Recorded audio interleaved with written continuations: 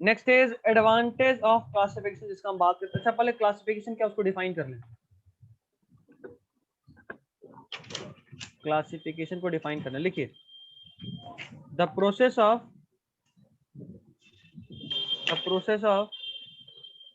grouping organisms, the process of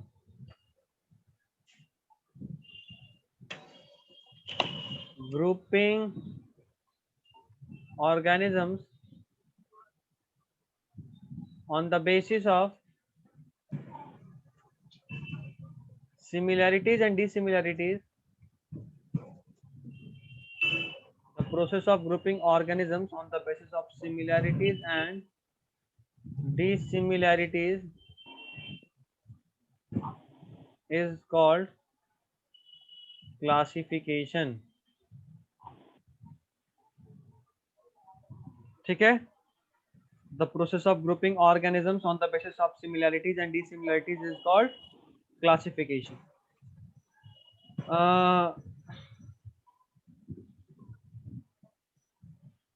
लिखिए जरा इसका कुछ एडवांटेज, डालिए हेडिंग एडवांटेज ऑफ क्लासिफिकेशन।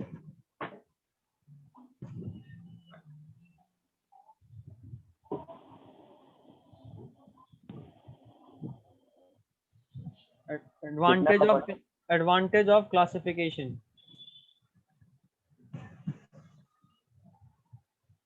पहला point, gives an idea about diversity of organism, gives an idea about diversity of organism.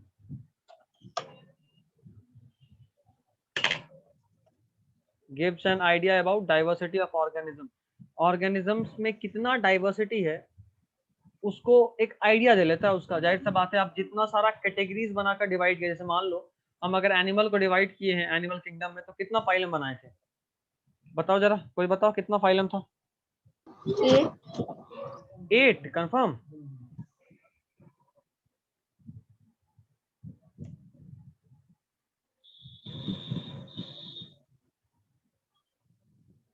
कोई नहीं, किसी को याद नहीं है कितना फाइलम था?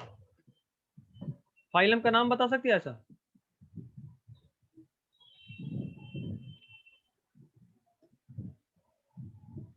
देखो पॉरीफेरा, ठीक है, और नाइडेरिया, सिरेंट्राटा, ठीक है, टेनोफोरा, नाइडेरिया सिलेंट्राटा एक ही था, टेनोफोरा ठीक है, फिर आर्थ्रोपोडा, प्लैटीहेलमिन्थेस था, उसके बाद प्लैटीहेलमिन्थेस के बाद नेमाथेलमिन्थेस, फिर एनालिडा, फिर आर्थ्रोपोडा, और बोलो। मॉलस्कस, सेमिकाडाटा, कार्डा, मॉल्यूस्का, सेमिकोडाटा, उसके बाद हेमिकोडाटा, फिर कार्डाटा। मॉल्यूस्का के बाद हेमिकोडाटा था और फिर कोडाटा था। टोटल 10 हुआ, टोटल 10। पोरीफेरा, देखो पोरीफेरा, सिलेंट्रेटा या नाइडेरिया दोनों एक ही है, टेनोफोरा, प्लैटीहेलमिन्थेस, एस्केलेमेंथिस या फिर नेमाथेलमिन्थेस, इसी का नाम था एस्केलेमेंथिस, फिर नेमाटोडा या नेमाथेलमिन्थेस जो भी हो गया, फिर एनालिडा, आर्थ्रोपोडा, मॉल्यूस्का, इकाइनोडर्माटा, हेमिकोडाटा और कोडाटा। ठीक है, यस सर। तो इतना सारा कैटेगरी बनाए, मतलब एक बात तो कंफर्म है, इतना टाइप्स अवेलेबल होगा, कम से कम इतना हेडिंग बनाने, मतलब इतना टाइप्स, तो डाइवर्सिटी कितना है ऑर्गेनिजम्स के बीच में, इसको एक बहुत अच्छा आइडिया ये दे रहा था। क्या? क्लासिफिकेशन। दूसरा पॉइंट कि इससे इवोल्यूशन का भी पता चलता है। आप जिस चीज को सबसे पहले क्लासिफाई कर रहे हो, सबसे बेसिक लेवल पे क्लासिफाई कर रहे हो, मतलब कि वो ऑर्गेनिज्म इस अर्थ पे सबसे पहले आया होगा। मतलब अगर हम बात करें सबसे पहले पोरीफेरा का, मतलब ये कि सबसे बेसिक फाइलम यही है। पोरीफेरा थोड़ा और डेवलप किया तो कन्वर्ट हुआ नाइडेरिया में। इस चैप्टर को जब डिटेल में पढ़ेंगे तो और समझ में आएगा। नाइडेरिया थोड़ा और डेवलप हुआ तो बना टेनोफोरा, टेनोफोरा और डेवलप हुआ तो बना प्लैटीहेलमिन्थेस।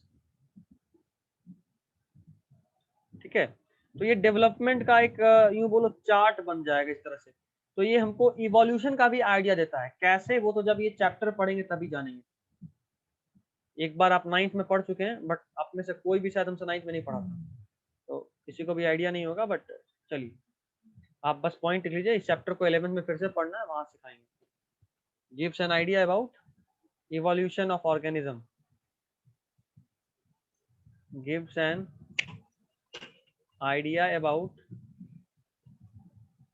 evolution of organisms. organisms में evolution किस कैसे हुआ है या किस सीक्वेंस में हुआ, उसका एक आइडिया देता है। तीसरा point, by studying one member of a group,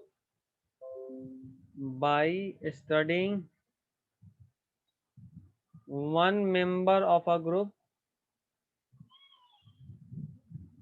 by studying one member of a group, a broad idea, a broader या broad ही लिखो, a broad idea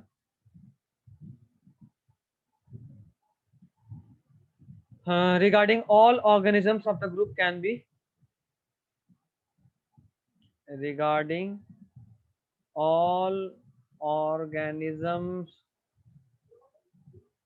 of the group can be obtained, can be obtained। ठीक है, तो उसके अलावा और भी point हो सकता है, but 10 point is enough for you all. Okay,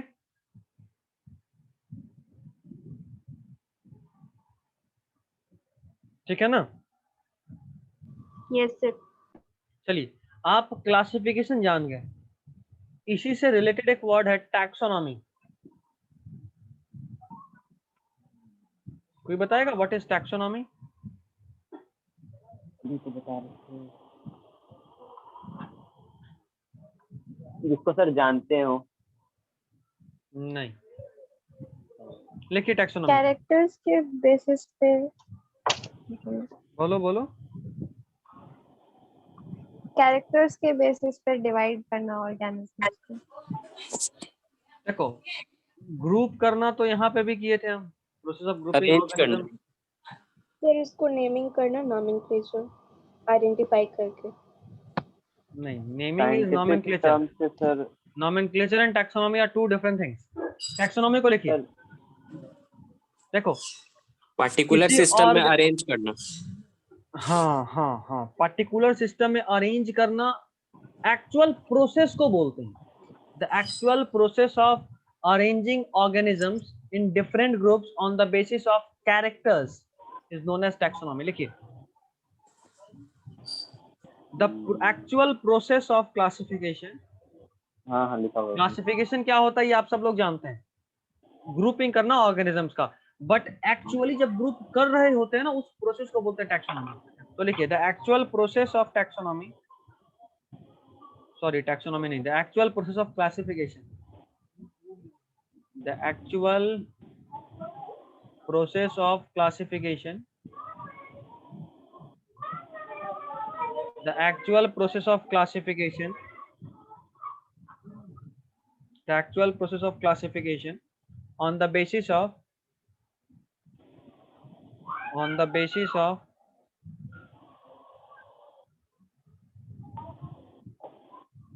characteristics, the actual process of classification on the basis of characteristics of living organisms,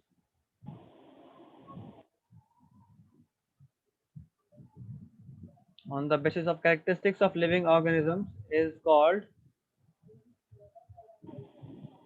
taxonomy.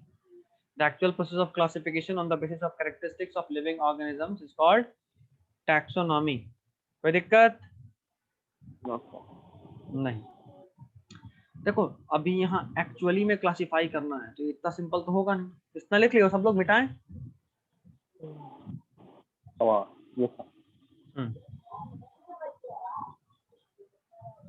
Maggi Sera indica. Classification और टैक्सोनॉमी में क्या डिफरेंस है? क्लासिफिकेशन था grouping organisms on the basis of similarities and dissimilarities.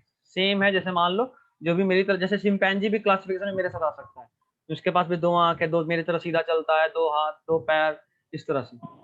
But taxonomy characters को base बनाए, characters, और characters बहुत तरह के हो सकते हैं, और ये एक्चुअल प्रोसेस है। हम इस ये समझो कि दोनों सेम चीज है। अगर थियोरेटिकली कर रहे हैं तो उसको बोलेंगे क्लासिफिकेशन, प्रैक्टिकली कर रहे हैं तो उसको बोलेंगे टैक्सोनॉमी। अभी ठीक है? Yes sir. चलो ठीक।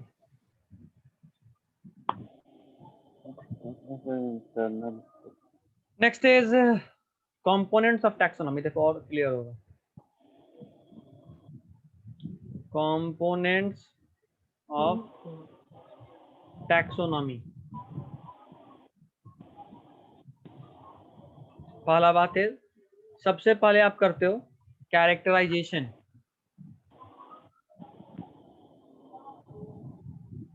कैरेक्टराइजेशन। फिर आप करते हो आइडेंटिफिकेशन। फिर आप करते हो नॉमेनक्लेचर। और फिर आप करते हो क्लासिफिकेशन। देखो क्लासिफिकेशन एक छोटा सा चीज है जो टैक्सोनॉमी के अंदर है। देख रहे हो, टैक्सोनॉमी का ये 4 पार्ट है। सबसे पहले जैसे मान लो मेरे सामने साजन है, मॉडल ऑर्गेनिज्म तो यही है ना। ये नहीं लग रहा साजन है। और ऐसे डंडा में देखो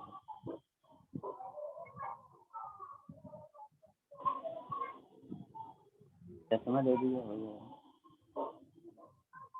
गया। मुस्कुराता हुआ साजन। खैर साजन, अभी देखो सबसे पहले हम क्या करेंगे कि अगर हम पूछें ये क्या है भाई, कौन सा स्पीसीज है, बोले जरा पहचानो, तो हम लोग पहले कैरेक्टर्स देखते हैं कि अच्छा इसके पास 2 आईज है, 32 दांत है, 2 हाथ है, हाथ को हैंड लिख देते हैं, फिर 2 लेग्स है। तो ये तुम्हारा कैरेक्टर्स रहा। इन सब कैरेक्टर को देखने के बाद हम आइडेंटिफाई करेंगे, अच्छा इंसान भी तो ऐसा ही होता है, मतलब ये इंसान है। पहले हम आपके 18 कैरेक्टर्स को नोट डाउन किए, इसको बोले क्या, कैरेक्टराइजेशन। फिर इन कैरेक्टर्स के बेसिस पे हमने आपको आइडेंटिफाई किया, ठीक है। आइडेंटिफाई करने के बाद आपका नामकरण भी तो होगा, तो फिर अगली बार आइडेंटिफाई कैसे करेंगे। फिर आपका नाम रखाया, प्रोसेस ऑफ नेमिंग।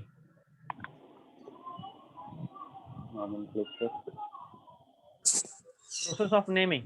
और उसके बाद हमने आपको एक ग्रुप में रख दिया, ठीक है। तो आपको हमने सिर्फ एक ग्रुप में रख दिया, this is classification. But taxonomy is a broader term than classification. Taxonomy के एक्चुअल प्रोसेस में, या यूं बोलो कि अगर हम आपको ग्रुप कर रहे हैं थ्योरी पे, तो अगर मान लो हम लिख के दे दिए कि भाई मेरे पास एक ऐसा ऑर्गेनिज्म है जिसके पास 2 आंख, 32 दांत, 2 पैर, 2 हाथ है, तो हम पहचान जाएगा कि अच्छा ये इंसान है। और इंसान पहचानने के बाद तेरा नाम भी रख दिए होमो सैपियन, और होमो सैपियन को बोले जरा क्लासिफाई करो, तो हम क्लासिफाई कर दिए। सिंपल, अगर हम होमो सैपियन लिख के दे दिए, तेरा कैरेक्टर लिख के दे दिए, उसके बाद क्लासिफाई कर रहे हैं, तो this is classification. But the actual process of classification includes first of all your characterization, then your identification, then your nomenclature and then classification। अभी समझे टैक्सोनॉमी और क्लासिफिकेशन में डिफरेंस? अभी भी किसी को कष्ट है? बताइए, कोई दिक्कत है तो बताइए। थोड़ा सा कम्प्लेक्स है यहाँ पे, थोड़ा टेंशन हो सकता है।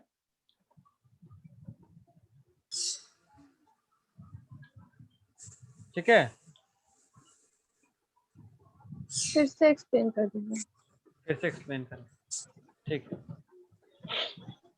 क्या, कौन सा वाला पार्ट, ये चारों कि फिर इनका और क्लासिफिकेशन या टैक्सोनॉमी में डिफरेंस? टैक्सोनॉमी और क्लासिफिकेशन में डिफरेंस। ठीक है। अच्छा बाबू, यहाँ पे एक चीज और ध्यान रखना, यहाँ पे जो नंबर 3 है ना, एनसीईआरटी इसको नंबर 3 बनाया और इसको नंबर 4 बोला, और ये ज्यादा सही है, ठीक है। हम यूं ही बस प्रोसेस लिख दिए थे, बट अभी ध्यान में आया कि शायद इसका सीक्वेंस भी पूछता है, तो आप इस सीक्वेंस में याद रखिएगा। आपको एक ट्रिक दे रहे हैं, CICN, याद रहेगा। CICN हमेशा याद रखिएगा। First is characterization, then identification, then classification, the last is nomenclature. Nomenclature या जो नेमिंग करते हैं, इसमें एक्चुअली में क्या करते हैं, किसी भी ऑर्गेनिज्म का जीनस का नाम और स्पीसीज का नाम रखते हैं। यही करते हैं ना, नॉमेनक्लेचर में क्या करते हैं, किसी भी ऑर्गेनिज्म का जीनस का नाम और नॉमेनक्लेचर का नाम दोनों को एक साथ लिखते हैं और उसी को बोलते हैं उसका बाइनोमियल नॉमेनक्लेचर। अभी इसको एक अलग हेडिंग में और अच्छे से समझेंगे, बट अभी ये कि टैक्सोनॉमी का मतलब होता है पूरा प्रोसेस ऑफ क्लासिफिकेशन, सिर्फ क्लासिफिकेशन नहीं। क्लासिफिकेशन मतलब ये कि हम आपको एक कुत्ता दे दिए, एक इंसान दे दिए और एक बंदर दे दिए, 3 ऑर्गेनिज्म दिए और तीनों के बारे में बताए कि देखो यार ये कुत्ता है, इसका ये कैरेक्टर्स है, ये बंदर है, इसका ये कैरेक्टर है, और ये इंसान है, इसका ये कैरेक्टर है। तुम सिंपली आंख बंद करके सुन रहे थे और बोले कि अच्छा इन तीनों में डिफरेंस है, इसलिए dog is an another group, monkey is an another group and human is an another group. ये हुआ सिंपल क्लासिफिकेशन, ठीक है। टैक्सोनॉमी मतलब ये कि तुमको 3 जानवर दिए, तुम सबका कैरेक्टर देखे, अच्छा एक है जो खूब उछल उछल रहा है पेड़ वेड़ पे, एक है जो खूब भौंक रहा है और एक बड़ा शांत है इंसान की तरह बैठा हुआ है, वैसे वो इंसान ही है तो इंसान की तरह बैठेगा। ये जो 3 टाइप था, पहले तो आप उसको कैरेक्टर्स देखे, फिर कैरेक्टर्स के हिसाब से आप उसको आइडेंटिफाई किए कि अच्छा जो पेड़ पे चल रहा है नहीं बंदर है, जो भौंक रहा है ये मंकी है, और जो शांति से बैठा हुआ इंसान है। पहले कैरेक्टर्स नोट किए, फिर उसको पहचानने के बाद आप उसको क्लासिफाई किए, और क्लासिफाई करने के बाद उसका जो जीनस और स्पीसीज का नाम था, इसी को उसका नाम रख दिए बायोलॉजिकल नॉमेनक्लेचर के फॉर्म में। समझे? तो ये पूरा प्रोसेस, पहले उसका कैरेक्टर देखना, फिर उसको पहचानना, फिर क्लासिफाई करना और फिर नाम रखना, इन चारों को मिलाकर बोलते हैं टैक्सोनॉमी। जबकि क्लासिफिकेशन का सिंपल मतलब कि आपको सब कुछ करके दे दिया, आपको सिर्फ ग्रुप में बांटना है। अभी ठीक है? हाँ नहीं आधा मन से हाँ मतलब ऐसा हाँ बोल दिए ऐसा लग रहा है, सच में हाँ है ना? यस सर, सबका बताना। हाँ सच में हाँ। सच में हाँ है, ठीक है। फिर इस ट्रिक को याद रखिएगा, ये हम बहुत बार नीट में पूछते हुए देखे हैं। पूछता है the correct sequence of taxonomy is, सबसे पहले सी मतलब characterization, then I identification, then C classification and then again N nomenclature. ठीक है? ग्रुपिंग करने के बाद फिर इसका नाम रखा जाता है। हाँ, ग्रुपिंग करने के बाद उसका जो जीनस और स्पीसीज का नाम होता है ना, वही उसका नाम होता है एक्चुअली।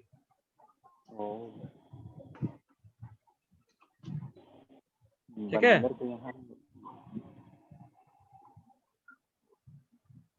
ठीक है या नहीं ठीक है? ठीक है चलिए हाँ मिटाएं, ठीक है। लिख लिया ना, ये सीक्वेंस सबको लिख लेना है। कैरेक्टराइजेशन हम आपको बता चुके, आइडेंटिफिकेशन भी आपको बता चुके, क्लासिफिकेशन भी बता चुके, नॉमेनक्लेचर बचा है, उसको देख लेते हैं। ऐसे मेरे हिसाब से सर टास्क का टाइम भी हो गया नहीं? क्या आगे पढ़े या रुक जाए? बहुत गलत है सर, आप 1 घंटा। सिस्टमेटिक्स जहां तक चलता है वहां तक पढ़ते हैं। चलो heading systematics.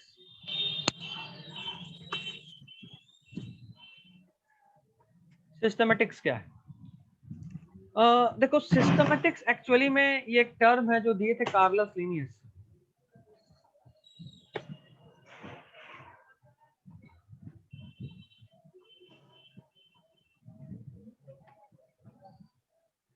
CAROLOUS, Carolus Linnaeus. ठीक है, term given by Carolus Linnaeus. Systematics actually में होता है क्या? Systematics is actually taxonomy plus phylogeny. तो क्या बोलते हैं?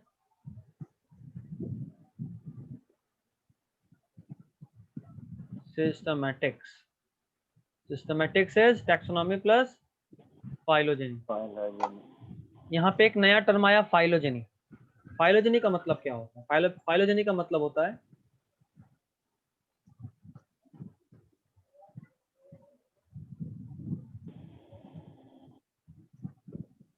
Evolutionary relationship.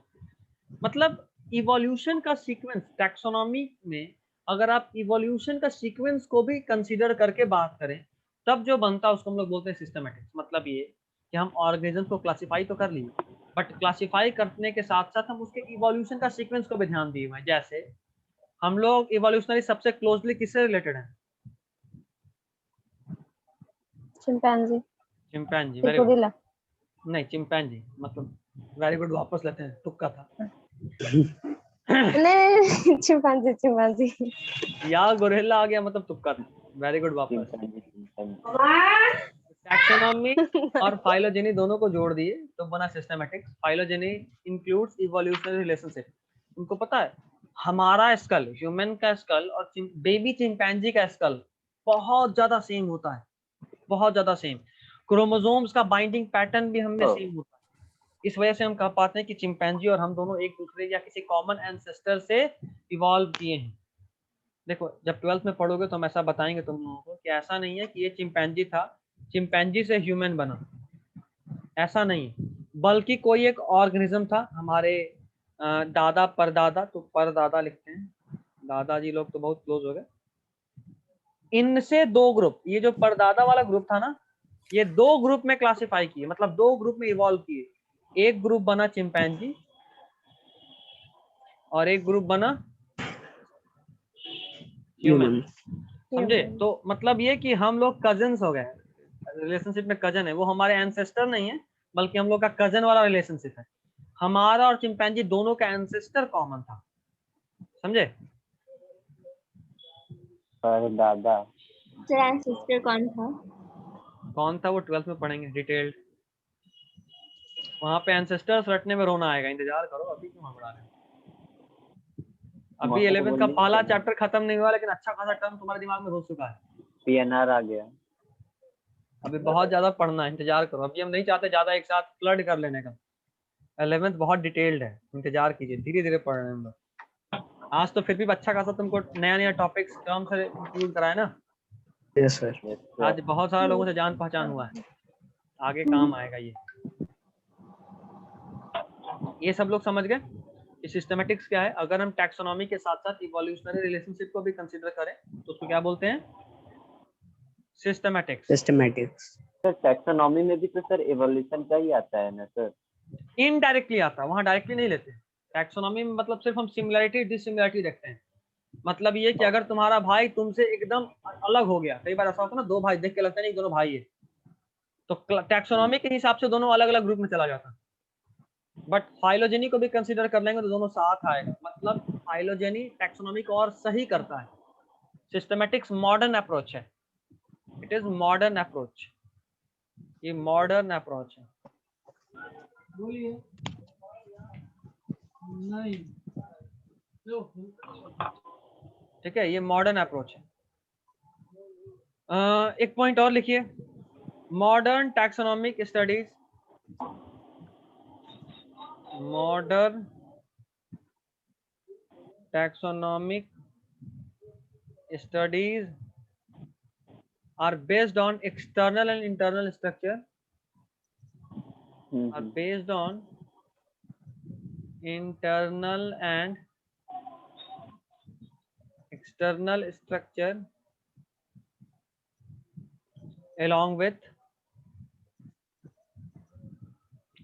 लिखिए तुम लोग, along with cell structure, यार चलो लिख ही देते हैं, along with cell structure, developmental process, developmental process. ये डेवलपमेंटल प्रोसेस का मतलब क्या है? यही इवोल्यूशनरी रिलेशनशिप का बात करेगा, हम कैसे डेवलप हुए। तुमको पता है हमारा बॉडी जो है ना, अपने पूरे डेवलपमेंटल सीक्वेंस को रिपीट भी करता है। तुमको पता है जब जाइगोट बनता है, फर्टिलाइजेशन के बाद जब जाइगोट बनता है तो कितने सेल का होता है? एक सेल, सिर्फ एक सेल, जो कि इस बात को साबित करता है कि हमारा डेवलपमेंट भी किसी यूनिसेलुलर ऑर्गेनिज्म से ही हुआ है। उसके बाद धीरे धीरे जब फीटस बनता है, तो उस फीटस का सीक्वेंस, फीटस मतलब ह्यूमन का फीटस मदर के अंदर, अगर मान लो ये फीटस है, अगर ये फीटस है तो इस फीटस के चारों तरफ एक फ्लूइड होता है, फीटस के चारों तरफ एक फ्लूइड होता है, इसको बोलते हैं amniotic fluid. Very good, amniotic fluid. Gate से हटाओ जरा, एमनियोटिक फ्लूइड। ये एमनियोटिक फ्लूइड क्या साबित करता है? ये साबित करता है कि देखो जो हमारा लाइफ का डेवलपमेंट हो रहा है कहाँ हो रहा है? वाटर लाइक इन्वायरमेंट में। मतलब हम लोग का भी डेवलपमेंट जो इवोल्यूशन हुआ है वो कभी ना कभी वाटर लाइक ऑर्गेनिजम्स के फॉर्म में हम लोग रहे होंगे। उसके बाद इस फीटस में गिल्स आता है जो साबित करता है कि हम लोग कभी फिश की तरह भी रहे होंगे, क्योंकि सिर्फ फिश में गिल्स मिलता है वाटर लाइक इन्वायरमेंट में। उसके बाद हमारा फीटस फिश की फीटस की तरह बनता है, उसका शेप चेंज हो जाता है। फिर थोड़ा दिन के बाद वो फीटस एम्फीबिया के फीटस की तरह चेंज होता है। थोड़ा और दिन के बाद वही फीटस रेप्टाइल के फीटस की तरह हो जाता है, फिर बर्ड के फीटस की तरह होता है, और फिर फाइनली ह्यूमन के फीटस के फॉर्म में आता है, जो कि ये साबित करता है कि हम लोग पहले यूनिसेलुलर थे, फिर धीरे धीरे धीरे करके बर्ड लाइक ऑर्गेनिज्म में बर्ड कर रहा हूँ फिश लाइक ऑर्गेनिज्म में चेंज किए जो पानी में रहता था। उसके बाद फिर एम्फीबिया लाइक हुए, फिर रेप्टाइल्स लाइक हुए, फिर बर्ड लाइक हुए, और फिर फाइनली हम अपने आज के फॉर्म में ह्यूमन के फॉर्म में आए हैं। जैसे जैसे आप पढ़ोगे बायोलॉजी तो उतना और डिटेल्ड नॉलेज होगा इस बारे में, बट अभी इतना काफी है समझने के लिए कि हम लोग का डेवलपमेंट कैसे हुआ है। हमारा हर जनरेशन इस बात को साबित करता है, हमारा हर जनरेशन इस बात को साबित करता है, सारा फीटस इस सबको फॉलो करता है, यही रूल को। चलो डेवलपमेंटल प्रोसेस और उसके बाद and ecological information of organism and ecological information of organism.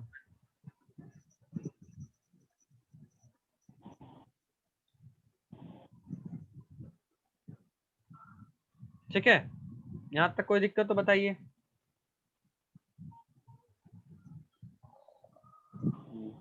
कोई दिक्कत यहाँ तक? नहीं सर। नहीं ना, चलो फिर से यार ये आ गया 10 मिनट वाला। हाँ, अभी क्या पढ़ना है? इसके बाद अगला हेडिंग होगा हमारा नॉमेनक्लेचर। नॉमेनक्लेचर को अगले क्लास में ही देखेंगे, फिर से अब रिवाइंड नहीं करने वाले हैं। हेडिंग डाल लो नॉमेनक्लेचर, क्योंकि नॉमेनक्लेचर कम से कम 15 से 20 मिनट में जाएगा, और 10 मिनट के लिए दोबारा रिवाइंड करना सही नहीं। अगले क्लास में पढ़ेंगे, अगले क्लास में नॉमेनक्लेचर करके हम लोग टैक्सोनॉमिकल हायरार्कीज में इंटर कर जाएंगे। ठीक है, टैक्सोनॉमिकल हायरार्की या कैटेगरी जो है उसमें इंटर करेंगे। समझ लो 2 से 3 क्लास में चैप्टर खत्म हो जाएगा। आज अच्छा खासा पार्ट हम लोग पढ़ लिए, तो अब कोई दिक्कत नहीं होना चाहिए। आज तुम्हारे पास अच्छा खासा चीज घर में पढ़ने के लिए है।